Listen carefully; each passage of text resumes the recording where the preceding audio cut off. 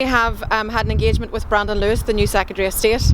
We discussed a whole range of issues, I suppose three main issues that I would highlight. We discussed the fact that the basis to restore the Assembly and the Executive was the new Decade New Approach deal, which he himself and his government have made firm commitments on. We discussed the fact that there are particular commitments around legacy that need to be dealt with, and we discussed the fact that Brexit, obviously, and the fact that the British government have announced their negotiating principles today. In terms of the new Decade New Approach, the parties have re-entered the Assembly and the Executive based on good faith. We've taken a leap of faith in terms of being able to work together, and I'm firmly committed to doing so, and I hope that we make a good success of all of that.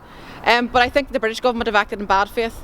Bad faith in terms of the financial commitments, and bad faith the fact that here we are almost 6 weeks after the Assembly and Executive has been restored, and we still don't have any detail around the legacy legislation that's going to be brought forward.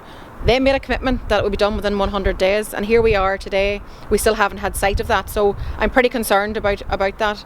I also raised with them the issue of the Victims Payment Scheme and the fact that they are attempting to recreate a hierarchy of victims, that they are trying to bring forward regulations that haven't been consulted on properly, that have moved so far away from the initial proposals in the consultation.